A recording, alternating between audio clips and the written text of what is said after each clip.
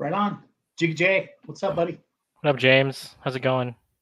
Okay, dude, I guess we're live now, man. It feels good to be off of Facebook jail or whatever it is, man. Zuckerberg knew my weakness and he had me. Yeah. So You're walking on eggshells, man. They're on you now. So just watch yeah, out. right. Yeah, they got me for a post 2 years ago that wasn't even that bad, but anyway, let's kind of jump into this. I see that Tony Cimino was able to join us. He's kind of hanging out in the green room. I guess we can call it the green room, right?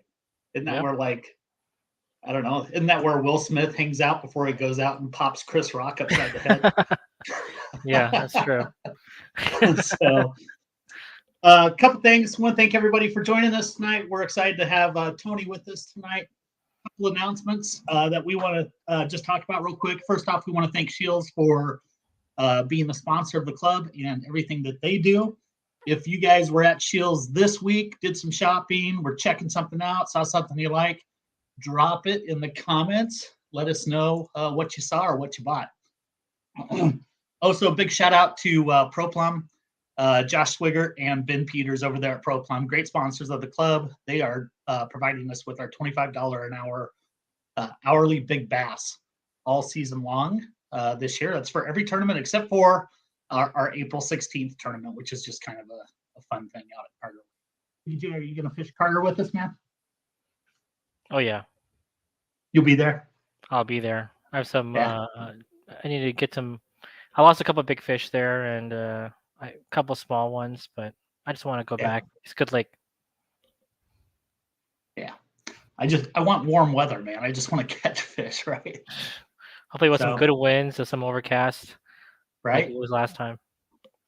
Also, I want to thank RoboHawk for their support of the club. They're sponsoring the RoboHawk bait bucket this year. We'll talk more about that down the road. Of course, American Solutions for Business, which is a company I work for, and Star Deli for supporting the club. Looks like David Harry's on here. David, how you doing, man? Good to see you. Glad you're here with us. And Jiggy J, you got anything you want to add before we jump into some conversation? No. Well, I just want to see what everybody did over the weekend. So if you want to just, in the comment section, let us know if you went fishing, if you had any success. Yeah. Let us know what color of bait too, right, Jiggy J? Yeah. We want to see all the different colors, But I hear that red is hot right now, so dark red, maybe dark red or red. Pink, dark maybe. Red. Does orange count as red? I would say so. I think so. Yeah. Yeah. Okay. All right. Yeah. All right. Let's jump into it. So tonight we are joined with Tony Cimino, and Tony runs the Nebraska Outdoors page, and we're going to talk a little bit about bass fishing and managing waters in Nebraska. So with that, let's bring Tony in. Tony, can you hear us? I can. Sorry about the technical difficulties on my end. No, man. Hey, thanks for joining us tonight. I appreciate it. I know usually we like to have a few minutes before the show to just chat a little bit and not throw you into the fire and anything like that. But we're glad to have you, man. So, yeah, thanks for having me. Right out of the gate, I'm going to ask you, why do you hate walleye fishing in Nebraska? I don't hate walleye fishing in Nebraska. Absolutely not. My first walleye experience was actually out at Elwood, and we were fishing basically like we were fishing for bass. We were throwing spinner baits out to the weed edge, and I think my first walleye was like a 3.5 pounder. And we smoked the walleye that day. It was so much fun. Uh-huh. And I love it. I loved it. It was great because it was normal for me, because it was familiar. I was using bass techniques. Right. From the time I was like 12 to 22, my dad and I would go up to Canada. We'd walleye fish, pike fish, muskie fish. Oh yeah, like Lake of the Woods, like some of the best fishing literally in the world for walleye. I don't hate walleye fishing. Yeah. All right, I take it back. Just so we're clear, Tony does not hate walleye fishing. So, Tony, give us a little bit of your background, man. Where do you come from? What do you know? Yeah. I know you run the Nebraska Outdoors page, or you're involved with it, and you seem to have an awful lot of knowledge about bass fishing and habitats and that sort of thing. Where does some of that stuff come from? So I mean, I've been fishing for bass since I can't even remember how long. I started fishing tournaments with my dad when I was 14, and I graduated high school, and even on Friday nights I'd go to the football games, and I had friends that were going out partying, or they had plans on Friday and Saturday night, and some, I shouldn't say all the time, but a lot of times I was not doing that because I was getting up early the next morning to go fishing. So I was like, well, I can't be out till midnight because I'm getting up at 5 a.m. to go fishing with my dad. So through high school, like I didn't get in too much trouble, but fishing really kept me out of trouble, I feel like. So I then went to college at University of Nebraska, Lincoln. And when I was a sophomore, a guy who my fishing club, I think his name's Sean Smith, sent me I think it was Sean. He sent me a link about college fishing. So I was like, what is this? This is amazing.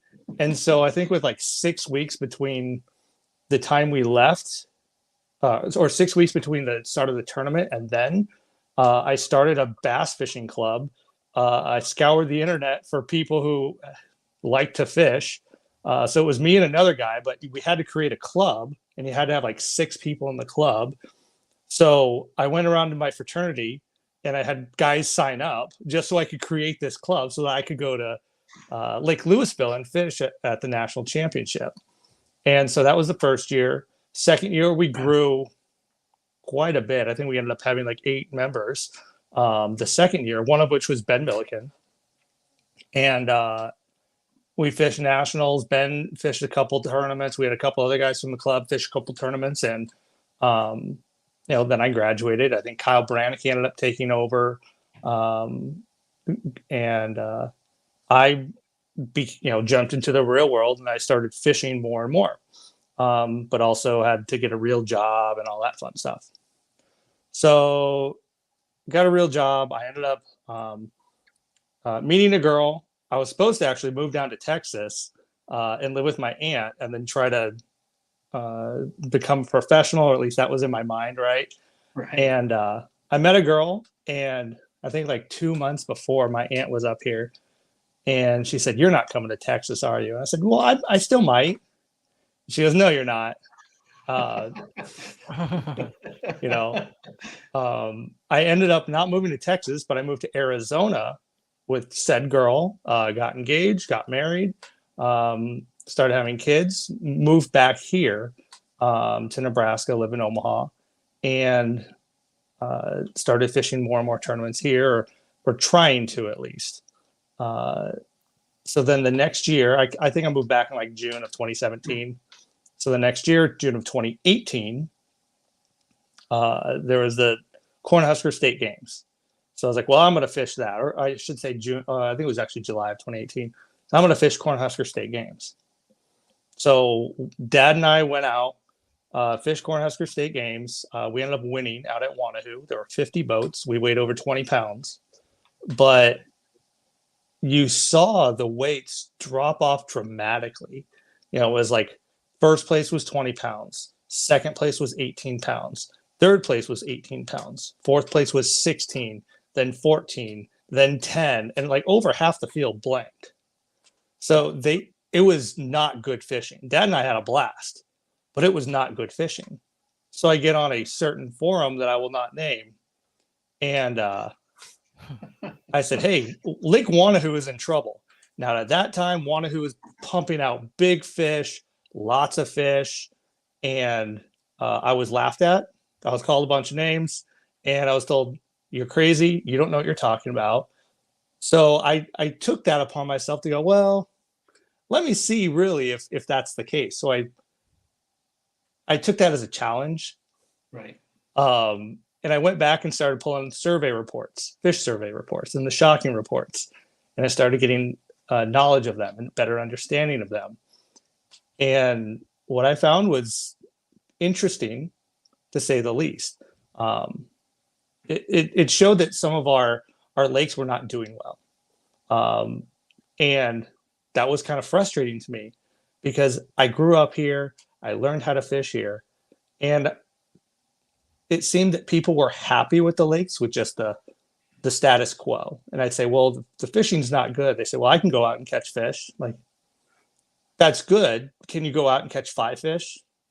Do it like a tournament format? Well, I can catch big fish. Well, that's good. Is that the only fish you caught that day? Well, yeah. And they go, oh, a good day was 3 or 4 fish. I'm like, that's not good fishing. Right. So each and every year, I started keeping track of this on a spreadsheet and putting them in tracking the data. I'll put it in a graph format, and you could see the decline on a lot of these lakes. And at that time in 2018, I think I made a post about I've lost faith in the management of I've lost faith in our game and parks department in managing our fisheries. And I'm going to walk that back because knowing now what I know, that's not correct. And I'll be the first one to admit that that's not correct. But understanding the history behind a lot of these lakes really shed a bunch of light on why our fisheries are the way they are. So yeah, now I every year I try to put out they come out with a fishing forecast that has a survey results, and I've been writing up kind of a synopsis, and people seem to like it, and even sent it to the Game and Fish our Game and Parks Department, Fisheries Division. I've gotten some feedback from them as well. So yeah, it's that's kind of how I started getting into this. So let's talk a little bit about that whole process. So I'm a little bit interested in the spreadsheets that you kept. Are those published anywhere? Are they anywhere that people can go look at them? My spreadsheets are not, but it's just data that I went back and pulled from the surveys. I think I've gone back to 2012, so I have about 10 years of data on my spreadsheets. Yeah, I'm too lazy to pull that information myself. That's why I'm asking. I think it would be really interesting to kind of see, what's been happening with our waters, and and I imagine there's kind of a story that goes when you look at that data, like you can see, and then you can kind of fill in what's happening to these lakes. We'll talk a little bit about Wanahoo. And Wanahoo was the gem in the crown, right? Mm-hmm. And it was great for how many years? 8. Yeah. Right? When did it open? Because it opened up when I had already moved. I moved and then it opened up. So I moved to Arizona in 2010, in the fall of 2010. Right. So yeah, about 8 years. I mean, and hi Tony, my name is Jason, by the way. Hey, Jason. So when I first started getting into fishing, like aggressively getting into bass and finding good quality bass, and I grew up in the Sarpy County area, so most of my lakes I grew up fishing like the Base Lake, So I've been I look at the data. I'm one of those type of people who's really into the details and the numbers and why the things are the way they are. And I think I caught a lot of big fish. And here locally, my biggest bass was 8 pounds, 8 ounces out of a public bag. Big fish. A big fish. So, and I've seen like Wanahoo, you can go there and catch like 20, 30 fish in just a few hours, just fishing, good spots. And then as I try not to put a lot of pressure on the lake because I know it's like the premier lake in Nebraska. But as I fished there and like the tournaments that we fished, like you said, people are catching fish, but I always thought about like it's not as good. And I always wondered why. So can you touch a little bit more as to the more now with COVID and with people getting on the water and all the type of decaying wood that we have out there and all that combination of stuff that goes along with that. Yeah. So Wanahoo is its own monster. Wanahoo is too small for the watershed. I'll put it that way. And I don't know the exact numbers or like what the ratio for like, uh, gosh, tons of water passing through the watershed per acreage or whatever. But it's from in speaking with biologists and people who actually know this information, Wanahoo is too small for the watershed. And that's why you get what the special word, the eutrophication, which I'm sure you guys have come familiar with in the last year and a half or so. Basically, when you have a lot of water rushing through a lake, it ages a lot quicker. So you have this huge watershed with little tributaries, little ponds connected to it, all funneling, creeks and everything, all funneling into a lake. Now, normal, like every day, it's fine. That's why if it hasn't rained for a couple weeks, the lake looks good. It's some decent water quality. But as you know, in Nebraska, that is rare. So when you have all this rain rushing down, you've got miles and miles and miles of tributaries and creeks and stuff rushing through, which then increases siltation, which then decreases the plant life, which then increases erosion on the shore. You have all of this mud and gunk rushing through the entire system. And then you have, and that helps with, no, I shouldn't say helps, but it also decays some of the structure. But Wanahoo isn't void of structure. It has a ton of it. So the way that you want to have, in my research, my keyboard research that I have done, to have a good quality fishery, you need three things, right? You need water quality, you need structure, and you need a good forage base. Wanahoo has structure, and Wanahoo has a good forage base, but it has terrible water quality. And if you have terrible water quality, everything will go downhill.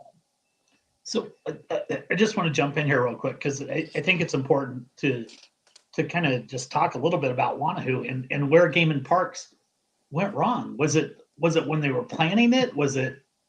I mean, what happened here? It seems to me like that north end silting in like it has should have been very foreseeable. I mean, it's not like building lakes is a new thing, and I'm not trying to bust the chops of Nebraska Game and Parks. Yeah. But it was a big project, and they spent millions of dollars on this, and it seems like the planning just wasn't there like it needed to be.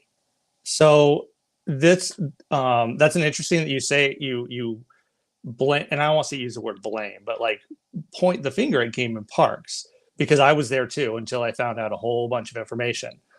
Such as Game and Parks is not the one who designs. I shouldn't say they're not the one. They're not the lead designers in these lakes. They're not the ones who own the lakes. They're not the ones who own the water. They're not the ones who own the land.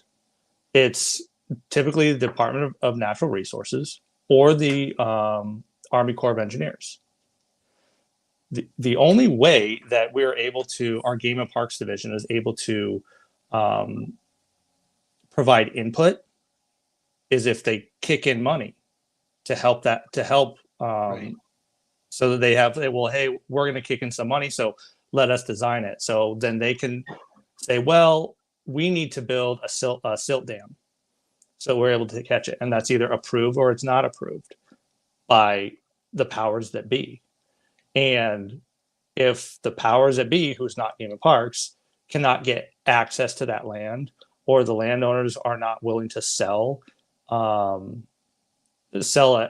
portion of their acreage to put that on, then DNR really doesn't. I don't want to say they don't care, but their worry is about flood mitigation, right?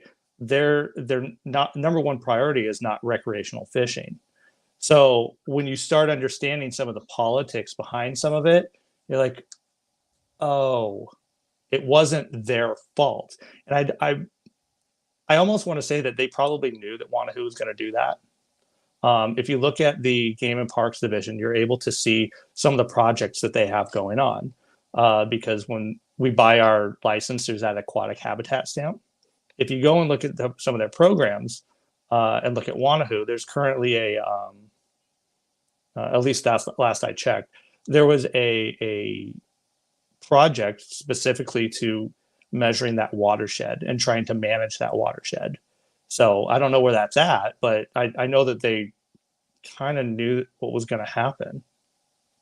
So I have a really quick question. So as a local club here in Nebraska, what can we as a club do to help have better tournaments where there isn't such a big, stagger into different places of weight and size fish? Is it better that we spread out more into more better managed water here in the central states rather than try to focus on the here and now here locally and that kind of thing?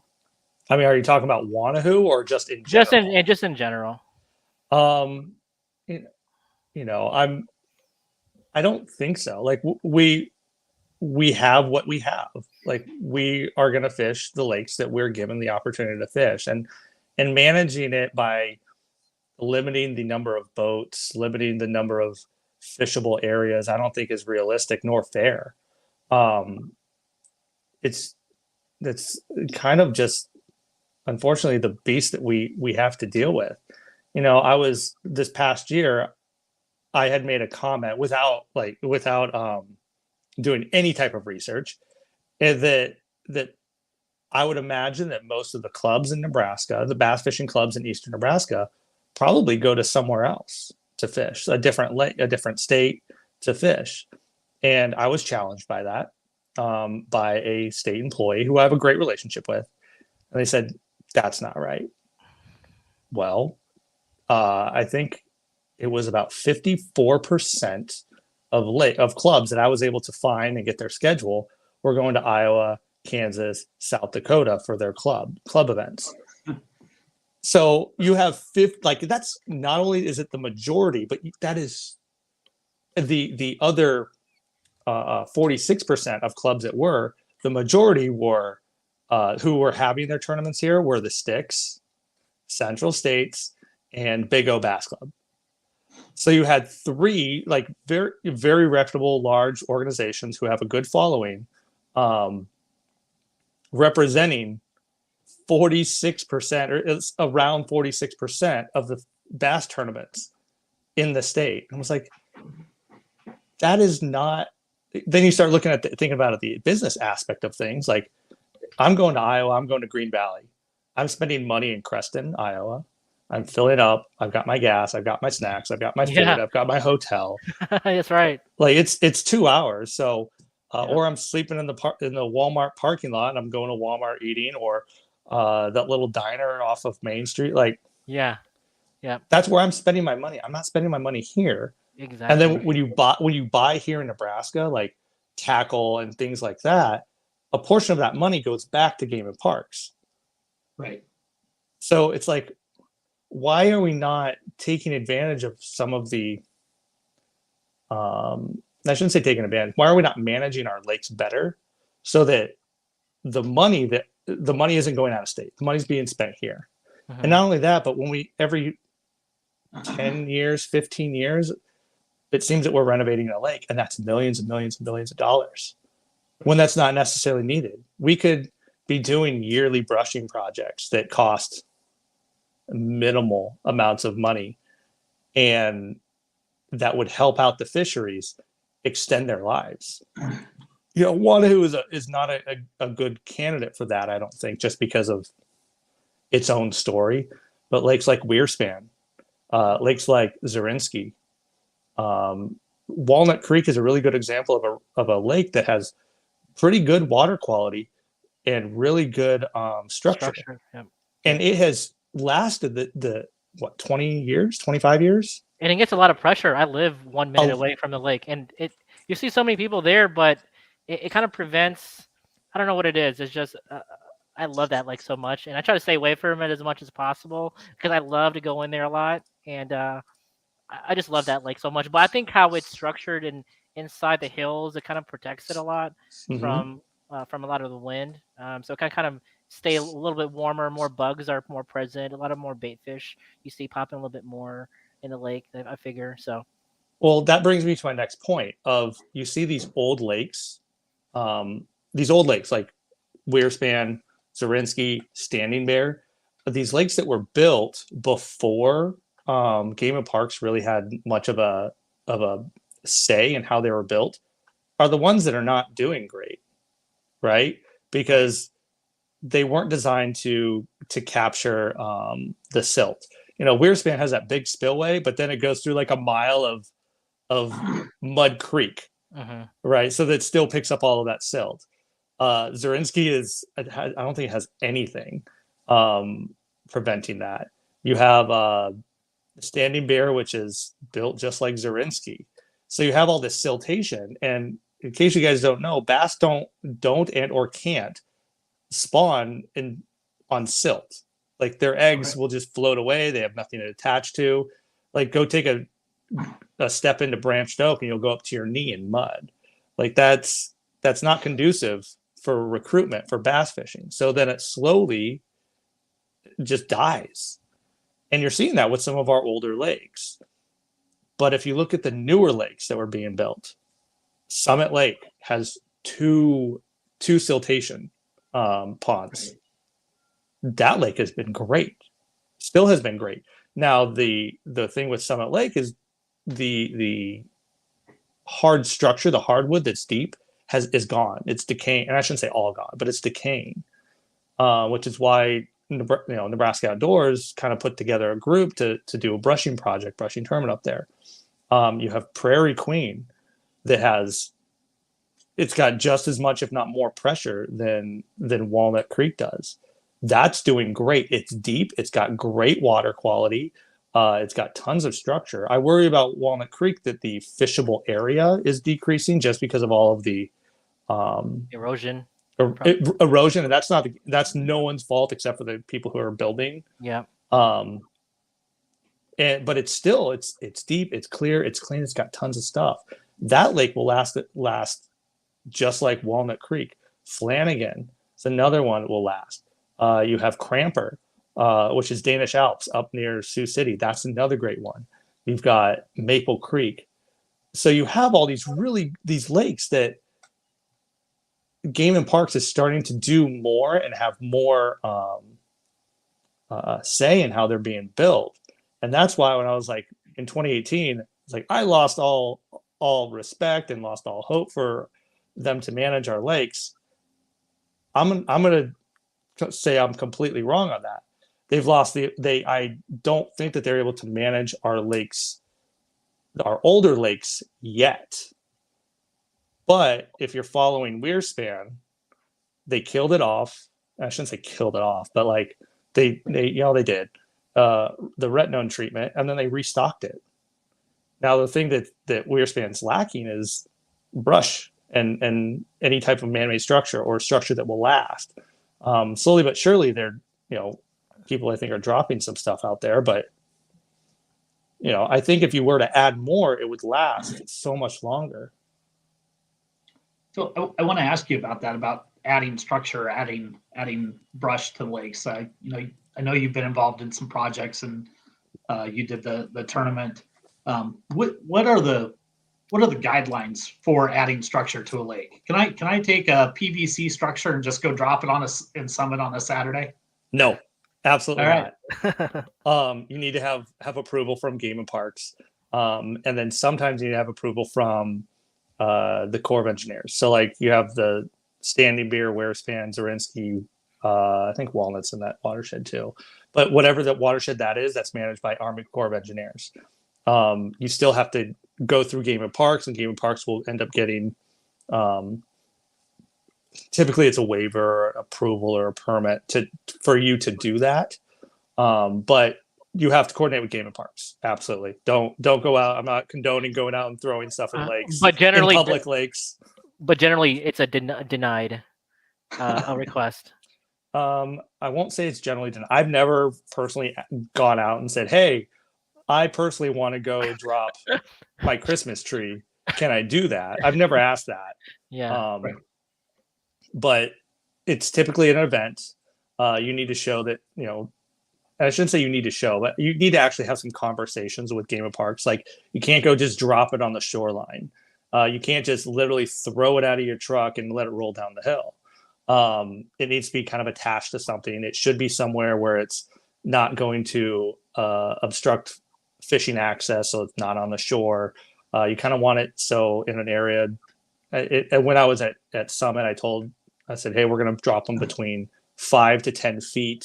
Typically was the zone, and Game of Parks, the district manager up there seemed to like that and approve that one. Yeah, cool. Gotcha. So does Game and Parks, when you're doing these projects where you're dropping structure, are they involved? Are they initiating this, or I mean, is this where the anglers really need to get involved? I guess the question is, what's the anglers' part in this and making our fisheries better? Yeah, so one of the things that when I did my write-up, I submitted it to Game and Parks and all of the commissioners. I received a response back from Tim McCoy, I think is his name, who's the director of Game and Parks. He went through a whole list of items and things that Game and Parks does for our bass fisheries. When he started listing off, like, well, we do this project, we did this project, we did this project. I think there was, he included Conestoga. I said, well, yeah, you needed to do that one. He included a wagon train and stagecoach. I'm like, yeah, you needed to do that one because you guys weren't managing it. And it's millions and millions of dollars you guys are pouring into these lakes.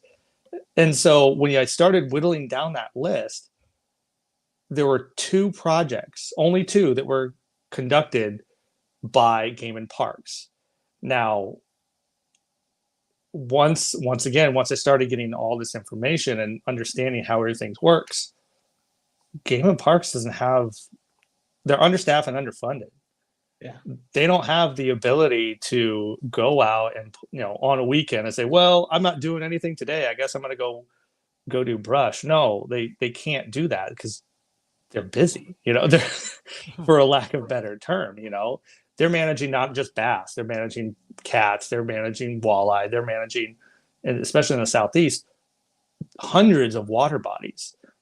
And that's not, it's to their detriment that they're understaffed, but that's not their fault. So that's why when I do like call to actions, or like, hey, this event's going on, or this event's going on at Nebraska Outdoors, it's like, they need our help. I don't want to be divisive. I don't want to be a hurdle for them. I literally my goal is to make our fisheries better. And if that means I'm pointing out the problem and then offering a solution, then so be it. I don't care, as long as that helps get done. Gotcha. So we have a question here in comments, and they want to know, would you support increased fees on fishing permits to fund more of these brushing type projects? No. That's already built in within our habitat stamp. That's literally Right. the reason for our habitat stamp, is so that we're able to increase our aquatic habitat within our lakes. So I'm going to ask you this question, and honestly, I just don't know. Is Game and Parks understaffed because they don't have money, or are they just understaffed because people don't want to work for Game and Parks? Do they not have enough money because anglers are fishing in Iowa and Kansas and Missouri? I mean, it seems like a big circle to me. I don't know. I have heard of, and once again, I don't really know what the state budget looks like, but I've heard that Game and Parks is independently funded or self-sustaining, rather. Gotcha. Meaning that once again, I have no idea the validity of this. I haven't really looked into it, but basically they pay for their conservation officers. They pay for their biologists. They pay for the trout stockings. They pay for raising fingerling walleye. They pay for the rearing ponds. Everything is paid for by our licenses. Right. So I don't know, but that's just what I've heard.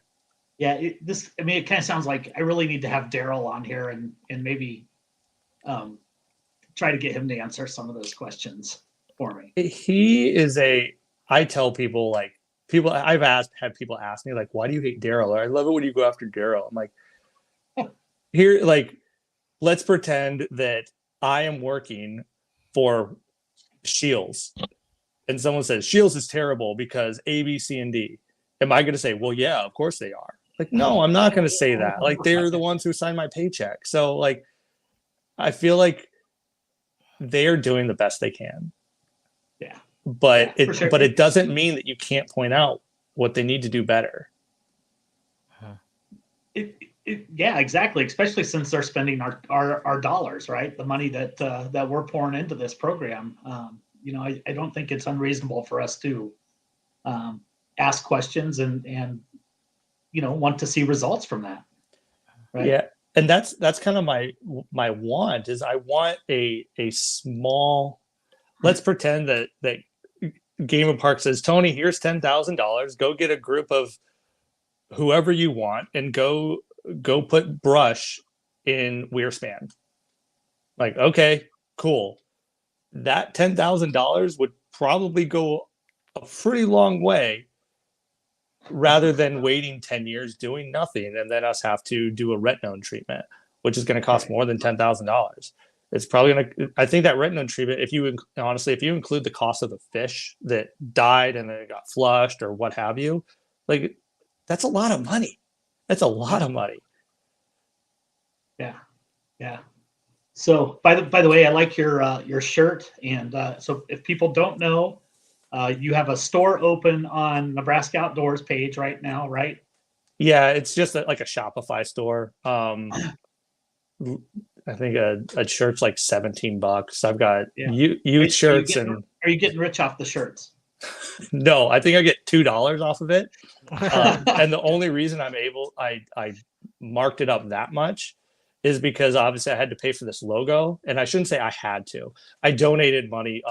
Josh Workman with the sticks is a great graphic designer. And I don't even know if that's his real job, but he's a really cool graphic designer. And so he did this for me, and I donated some money to the sticks, and he's done 2 logos for me. So I'm like, well, cool. Money's coming out of my pocket. So, and then I've got stickers or decals on the way.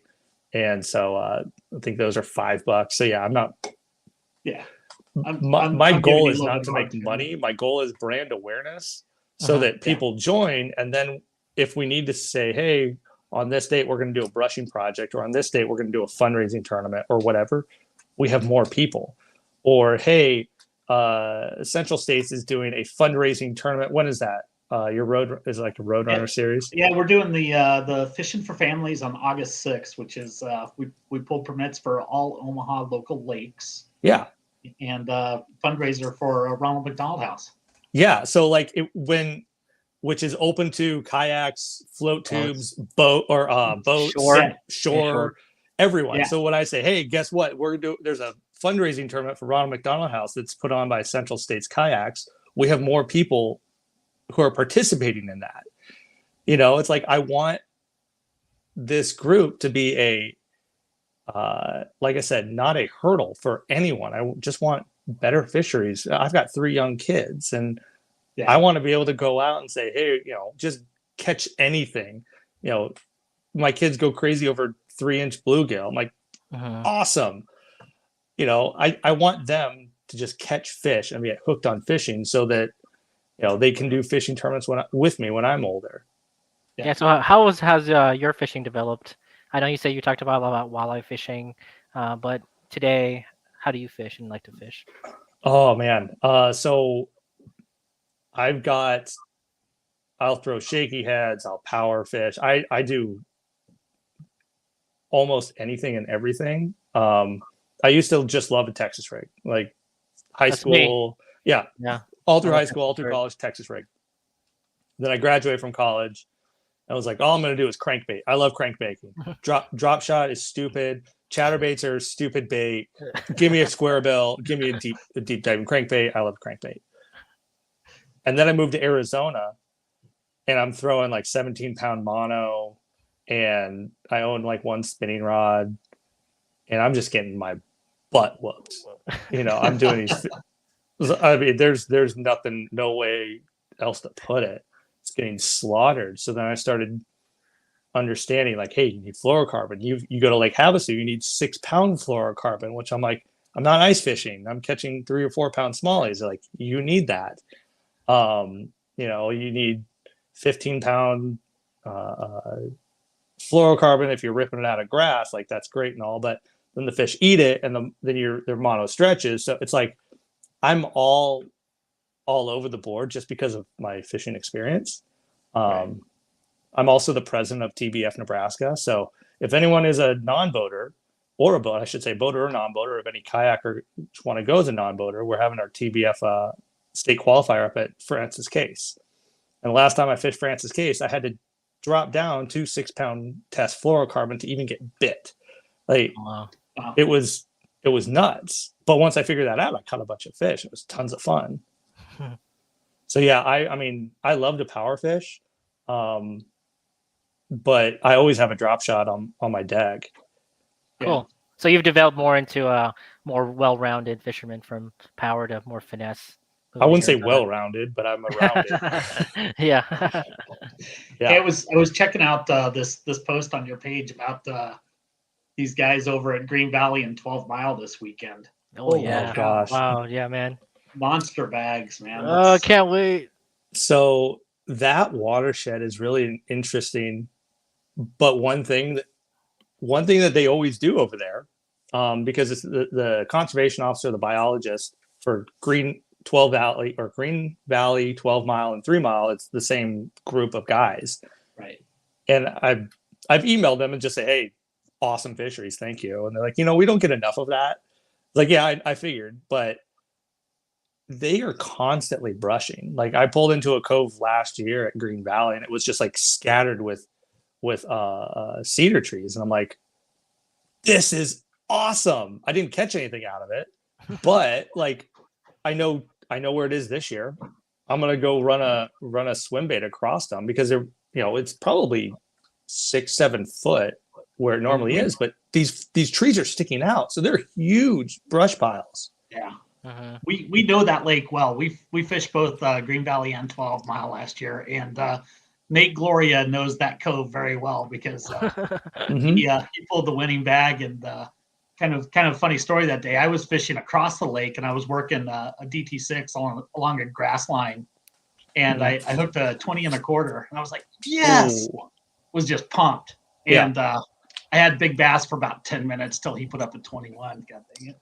Nate Gloria seems to do that. I don't know him. Yeah. I don't really know him. I've talked to him a few times. But that dude can fish. That's not a question at all.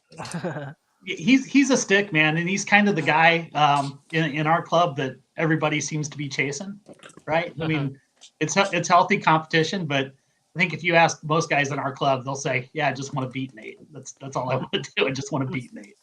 Sorry, I'm gonna plug in real quick. I'm having technical difficulties with my computer, and now my phone's dying. But no, Nate is. I always try to comment on whenever I see like someone doing really well or a big bag on the Nebraska Outdoors page, because there are some I don't know how many people realize, like, there are some absolute just sticks in the kayak world in the Midwest. Like, Nate fished Worlds. He went to Australia. Yeah, he went down to Australia and placed 4th at Hobie Worlds down there. Yeah, that's unbelievable. Christy Fisher, who I don't think she fishes much around here anymore. She's from Lincoln, I think. Yes. And she won essentially the equivalent of the Bassmaster Classic, like Hobie, right? I think she won like $35,000 earlier this year. Yep. Yeah. We have Andy Moore, who just crushed it down in Texas. Yeah. Was that Fork? That was what lake was that, Jay? Palestine? Paladin. No. Yeah, I think so.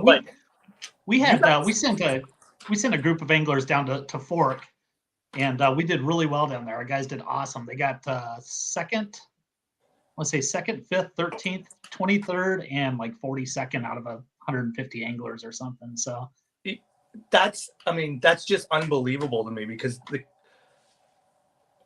you hear about, and then you add on, Jordan Hurt, who is he won TBF Nebraska, and he was our representative for TBF Nationals. When you go to TBF Nationals, you're fishing for $125,000. He like a brand new Ranger boat, plus paid entry, I think, into the Toyota Series, which is like the FLW. You get a stipend, I don't know if you get a truck anymore, but like you get a stipend, you get food, you get gas. It's a package worth $125,000. He lives in Glenwood, I think it's Glenwood, Iowa. He won. Maybe Greenwood, Iowa. He won. He fishes for TBF Nebraska. I'm like, guys in the Midwest, whether you're in a boat, whether you're in a kayak, are just, and maybe it's because our fisheries are so difficult. I don't know. I don't think so. And maybe not difficult, but they're very diverse, right? Mm-hmm. Our fisheries are. I mean, you go down to Table Rock and you got, clear water. You come up here, you got a mud pit. Yeah. We're fishing in 20-degree weather, and we're fishing in 100-degree weather. I think that's a good way to put it. They are diverse, so you have to be, on your toes. Are you going to be frogging, or are you going to be drop shotting in 25 foot of water, which I've done. I've caught fish in Nebraska in 25 foot of water, had to fizz them. Yeah, crazy. I think Andy Moore, after he was talking about his trip down to Texas on one of the interviews he was doing, was, he was pumped because it was cold and just miserable down there in Texas. And he was like, it's like, this is my game, man. And, he killed it. We're happy for Andy. We're happy for all those guys, man, that go down and do well and just kind of represent. I always try to highlight like anyone who does really well, whether it be, and I guess I don't even necessarily know walleye guys if they fish big stuff. If they would, let me know. Because that's, even if you're going up against 50 people, 100 people, however many teams, and you beat them, that's a pretty big accomplishment.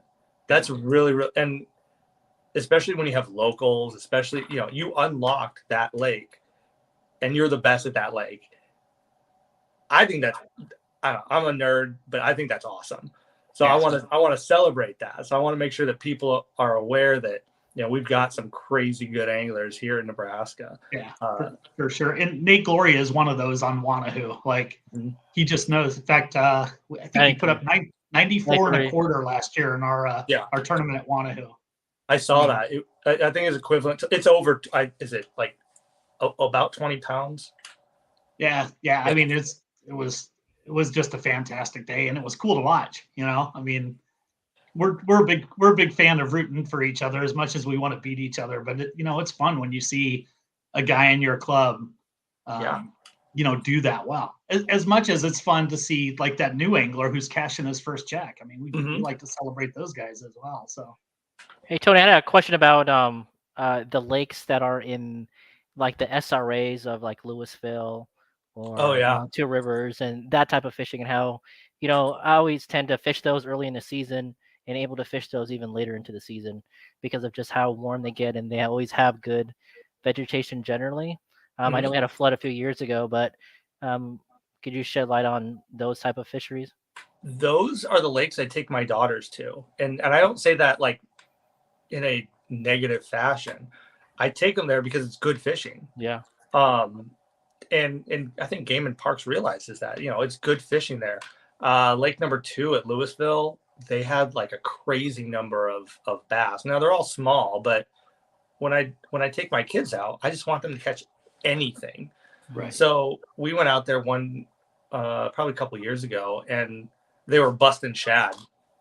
And so I would take, a little Mickey rod. I'd reel it as fast as I could until one of the fish were eating the 6 Sense Divine swim baits. Yeah. Just burning it on this little Mickey rod as fast as I could go. And set up like, go get it, now get it, I reel. And these they thought they were reeling in a monster, a Moby, and it was. Yeah. I love those lakes. I think it's number 2, or is it there's another lake out at the trout lake is obviously really good in the summer for little bluegill. If you want to take your kids out there, down at Two Rivers, the lake, as you come in on the left, The beach lake. Is it? No.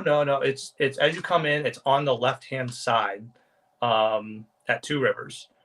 Oh yeah, so I'm thinking of a different lake. That's Lake 4 and 3. They're 3, I connected. believe. Yeah, 2 and 3 are connected, aren't they? There are some monsters in that one, Yeah. like big fish. I've caught a couple swim bait fish out of there. Nice. You just walk in the bank, so those are fun lakes, totally cool lakes. But if you, those are managed a little differently too. The lakes late in the season seem to, especially late in the season too, they drop, and it's just they're spring fed and it's natural. But what that does is all of those fish, like the bait fish and the forage, are condensed. So those bass have it's a whole lot easier for them to eat and eat them. So, and that's another something that Iowa does too, is they lower some of their lakes to manage the small forage and the small bluegill and the small crappie, because it makes it easier for the bass to eat. And I think that's why walnut was such good fishing this last summer when they dropped it, unfortunately. Yeah. With the situation, but it was hot fishing when they dropped it. That's for sure. Walnut will be good this year. Yeah. Prairie Queen I think will still be good. Flanagan, you're going to have a bunch of numbers. Youngman is dropping substantially in numbers. You're still going to be able to catch a bunch of little fish, and every once in a while hook into a good 3, 4, 5 pounder there. Youngman's good for walleye, honestly. If you in the summertime, if you guys can get through all the weeds and stuff in the summer, like tell me about this one lake. I fished the Lincoln Roadrunner, and I just randomly picked a lake the day that we went there. I think it was Wildwood. It was like two little like islands, and I caught like almost 30 walleye that day trying to fish for bass, and it was just a left and a right, and I just couldn't get off my hook. And I didn't want to stop the action, and I know I was trying to go for bass, but it was such a good time, and I think later on in the summer there were some plans to redo it. So Checkland and Wildwood are kind of similar. They don't have that I'm aware of, they don't have a ton of deep water structure. Kind of older. I don't think either one of them have a silt pond or a silt dam. So they're kind of slowly but surely, not at the rate that Wanahoo's doing it, but they're slowly but surely dying. And I don't want to, I use the word dying as it's like super dramatic, and I don't want to make it seem like that, but you have more silt coming in, you have less it doesn't allow the grass to grow, the weeds to get up in there, so then you have less structure and less habitat for the bass. When that happens, you have more algae blooms too, which results in fish kill offs and die offs. Fish really have nowhere else to go other than some of the stuff that's on the bank, so it's not like they can go deep where there's a higher oxygen concentration and live. So it's slowly dying. And yeah, if they're going to get redone, that wouldn't surprise me at all. So tell me, do you see, and I know we've talked an awful lot about Wanahoo, but honestly, it's because it's the biggest lake we have close to Omaha, and it was a good fishery, and it's still putting out good numbers. What do you think the future of Wanahoo looks like 10 years, 20 years from now? It'll be a really good pike lake. So Wanahoo originally didn't have carp, right? And that was one of the reasons that I think it was able to sustain. But then you increase the siltation, the mud, the erosion. Then you have the carp who just destroy everything on the shore. It decreases water quality. They eat the game fish eggs. Like, I'm in 10 years, and it's good. It's a decent walleye lake too, but they stock a crap ton of walleye in it. And I think actually within the last few years they haven't as much. But yeah, it's I don't think it's going to be I think near I the way think it was. I think by that time. So, do you have any more info about the lake that's going to be built between Omaha and Lincoln?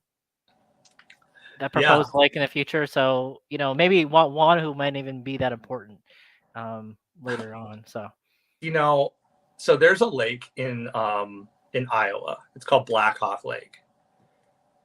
And I don't know if you guys have fished it. We have it on our trail this year. Oh my gosh. It is full of carp. wow. But it is also full of private docks. Right. Now, it doesn't have a ton of deep water. I think there's like 2 or 3 offshore areas. It is shallow. It essentially has a mud bottom, very similar to like Carter Lake, right? Right.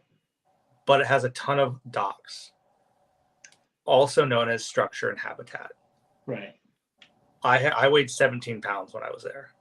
Wow. It Nice. is and I caught the crap out of fish. It is so much fun. Now, like I kind of led off with was you need 3 things to have a really good fishery. But if you have one thing that's like above and beyond the other 2, I don't want to say it makes up for it, but it helps it quite a bit. So that lake doesn't have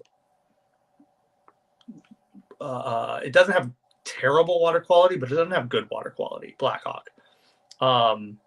It has a ton of structure, and it has a good forage base. Okay. It has good fishing. Now that lake that they're building, if it's privatized, and I use the word privatized. Everyone thinks that's a bad word. Like as long as there's access and appropriate access, don't build a 10 car or 10 boat parking lot. Like if you want to build this as a next Okoboji, you have to build it as the next Okoboji, which is what the Senate was saying. Right. But if they're having docks, they're having on the water condos, on the water houses, like you're going to have some rough fish. You're probably going to have your Asian carp get in there at some point. You're going to have your carp probably get in there at some point. You're going to have white perch get in there at some point. But when you have all of the structure in there, it helps fish, helps pinpoint where the fish are, so you're able to catch them. And B, it just turns into a better fishery because they're able to, especially that area, it's not going to be as silted in. It's supposed to be a sand pit bottom. So the fish are able to actually reproduce, and the recruitment should be better. Should be. So what is your confidence level in NRD and Game and Parks coming together, getting this lake on and managing it well? I don't think it's up to the NRD. Right? I think you have to probably go through the courts because it's off the Platte River. Okay. But the area that they're proposing, and I'm not sure if you guys have seen the area. It's basically just west of Gretna to the Platte River. It looks like they're going to take Lenoma and go basically from Lenoma, where is that? South to the interstate. And that's I think the proposed area or suggested area. There's like 7 people who own that. And I shouldn't say people, but 7 organizations that own it. One of which the organization owns it is the city of Lincoln. The other organization that owns it is the same company that owns the Cloister on the Platte, which is owned by the Ricketts family. So do I think it will happen? Yes, probably. Just based off of that. Now, when I say that, people go like, oh, that's not fair, blah, blah, blah. I'm like, I'm not so sure. Because if you think about Omaha and downtown Lincoln, think way back when Mayor Mike Fahey was the mayor of Omaha. He was then out of office. And then he bought a whole bunch of land just north of downtown. And he developed it. He had the money to develop it. Now they have the baseball stadium. They have Kiewitz going down there. They've got all that whole area it's a huge, huge attraction for Omaha, and it's positive for Omaha. So just because someone does something like that doesn't make it bad or doesn't make it awful. But I do think it's necessary. So to answer your question, do I think it's going to happen? I do. Is it going to be managed, or how is it going to be managed? I'm not so sure if it's going to necessarily need a ton of management, because it's not going to be. There's not going to be an inflow. There's not going to be a watershed. It's going to be a big sand pit. So I guess we'll see, right? we'll see. But yeah, I do see there's a comment. Have you heard anything about the curly leaf pondweed problem at Prairie Queen? I heard it's a bad grass to have. Yeah. So you guys want me to answer that? Yeah, please. So curly leaf pondweed, it typically comes up early and then it dies off, right? Well, when it dies off, it takes a bunch of oxygen. But thankfully, I think it's not going to really do much. It'll just be a nuisance, in my opinion. But it'll be good because it actually provides some structure, or I should say some habitat. But when it dies off, there's enough deep water stuff for those fish to say, well, I can't really breathe that well, so they're going to go deeper. The reason that it's so prevalent there is because curly leaf pondweed does really well with like a silty bottom. And if you see where it's up on the let's see here on the I'm turned around, but towards the away from the dam where all of that construction is happening. Yeah. So that's kind of the reason for that, in my opinion.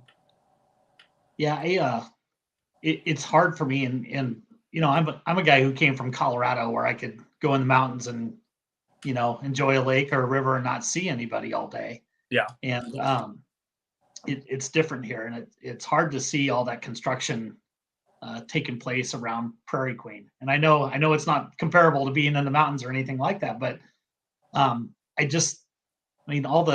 the silt that's coming into the lake from that, and that south end past the bridge, it used to be awesome down there. Yeah. And now you go down there and you might get a couple fish and they smell terrible. The fish down at that end of the lake smell absolutely terrible. But I haven't smelled them. Sorry. Well, when you're on a kayak and you're that close to the water, man, the fish that come out of there, especially down by that spillway, they're just awful. But I'm hoping that lake doesn't go to the bad way, man. I really like fishing out there. I've caught some great fish out there. Mm-hmm. I don't think they just I don't know if you guys were on the Southeast fisheries report or the public meeting that they had on it. They disclosed that there were actually white perch in there. Really? Yeah. So they're worried about that. Obviously, I don't think it's going to be bad in my opinion.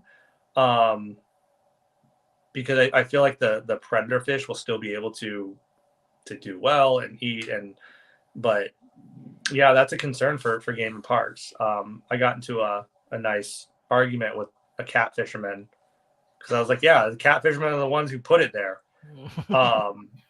And someone said, no, they're in the watershed. I'm like, they're game and parks said they're not in the watershed. And I believe game and parks, they're not in the watershed. So how else would they get there?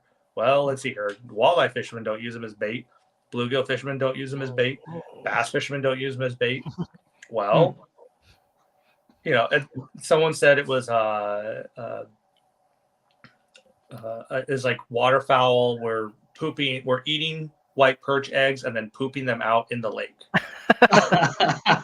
which was a study, and the study found that they basically hand fed 10 birds 4,000 common carp eggs and 4,000 another carp egg. So altogether 8,000 eggs. And then they followed these birds around and they pooped. And then they took the poop and looked under a microscope. And of all the poop they found like 12 viable eggs. And then of those viable eggs, they tried to hatch them. And of those 12 eggs, they ended up hatching like 4 of them. Oh, wow. So the theory is like, it's possible. Right. Now my response is, okay, so you're saying that a bird ate 8 white perch eggs. So they just randomly were able to find white perch eggs. Right. They then flew into that water body. They then pooped into an area that was sustainable in which they were able to spawn. So that's one opinion. But then the other opinion is someone took them there and used them as bait. Like, which one is more probable? They didn't like it. All right, man. We're like an hour and 10 minutes in, so I'm going to just hit you with a couple quick questions before we wrap this up for the evening. We've talked about lakes and water quality and all that kind of stuff. Let's talk about your tournament fishing this year. What tournaments are you really looking forward to this year? So I do my club tournaments.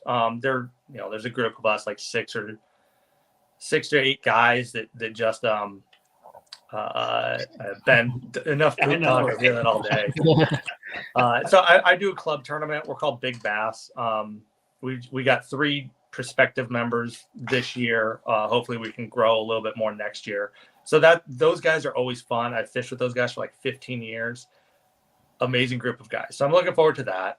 And we fish smaller stuff, but I think we'll probably be at a Viking or a Anita up in the next few weeks. The one I'm really, really looking forward to is obviously TBF, the state qualifiers up at Francis Case. So much fun. You catch so many fish. The trick is to try to find like the 3 to 4 pound smallmouth, not like just the 1 to 2 pound smallmouth. Right. But that lake is big, but man, that lake is fun. It's so much fun. So that's June 26th or 25th and 26th up at Francis Case. The casino up there, the Fort Randall casino, they're sponsoring us this year. So I'm really looking forward to that one.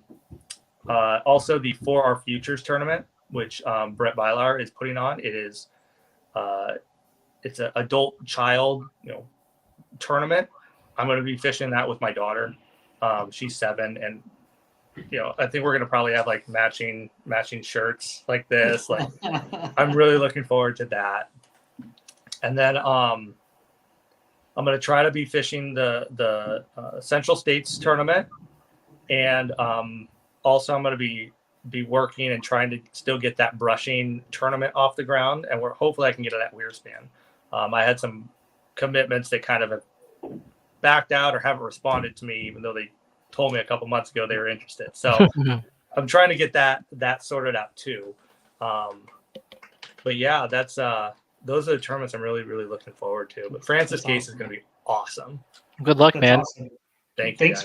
Thanks for considering fishing our Fishing for Families tournament, man. It's going to be of course. It's going to be a great day. We you can pick any water. There's going to be lots of competition. I think we're probably going to have about 200 anglers that day. And then we got a major party at Cross Strain and Pint 9 that afternoon at 3:00, where we're going to do awards. We're going to have a silent auction. We got food trucks, and those guys are going to donate $1 a beer that day for every beer that they sell that day. So, how can I not fish it now? Right? So even if your friends don't fish, I bet they drink beer. So they might as well come drink beer for a cause, right? They do that. Hey, I will say I wanted to put one plug in. So Josh and Ben over at Pro Plum, yeah, I'm refinishing my basement. Like, that's my winter project. They do a phenomenal job, such a great job. So I can't plug them enough. Yeah, those guys are awesome, man. I've spent some time with Ben lately. He's kind of helping out with Ronald McDonald House Fishing for Families. Mm-hmm. Josh has been heavily involved. Josh is just a great guy, man. He's one of my favorites to fish with. He's smart. He's a good angler. He's patient. I just really enjoy fishing with him. But good guys. Too bad you're not a Central States club member, because I think you get a % off. So they could save you some money on your basement project. Well, Ben's gonna be like, "Shut up, James! Don't." Now I gotta go buy a kayak. Right? Hey, have you ever fished out of a kayak? I did once, and it was very, very early on, and I about fell in. It was when I was in college, and I fished Holmes Lake, and I think I was in like a 10-foot, and I tried to stand up, and I was like, "Oh, nope, can't do that." That's But awesome, man. it looks cool. It looks fun. Yeah, it's gone a long way from since you've fished it in your kayak. Definitely, it's for sure. Yeah. I wonder what would look like if I went and pre-fished a tournament with my boat. You could do that. You can? Yeah. Yeah. We'll see. Yeah, absolutely. I did that. I went back to Colorado and on Horsetooth Reservoir out there, and went back the week before and pre-fished out of a boat, and then fished my kayak the next weekend. And I still stunk it up, man. I was horrible. that cold water, that cold water, clear water thing. Mm-hmm. Yeah. Give me a mud pit. I'm happy. That's why you got to drop down to like 8 and 6 pound test and go drop shotting. Yeah. Well, I was getting on fish early with a Ned rig, and I could not find the color that I was catching them with pre-fishing at the tackle shops, and I get hung up on those rocks. And I think I was fishing like a 6 pound test, and I busted off a couple times and like burned through a package of baits. And I was like, "Oh, that's it," Dang. So anyway, Tony, it's been a pleasure, man. We appreciate having you on here. Please visit our page anytime. Guys, if you want some good information on fishing in Nebraska, make sure you check out Nebraska Outdoors. Tony, Brent, all those guys are just good people over there, full of information, and asking questions. I'm sure they'd be able to help you out. So anything else you want to say before we go? Page sponsor for Nebraska Outdoors, 6 Cents Fishing. Use any 10 at checkout and get 10% off. And Waterland sunglasses. Use any 10 at checkout and get 10% off. Perfect. Thanks, man. Awesome. Thank you, guys. Thank you so much, and we'll see you around. I'm going to catch up with you about Ronald McDonald stuff here down the road. So absolutely. All right, appreciate it, man. Have a good night. Thank you, guys. See you, Jason. See you, James. Bye.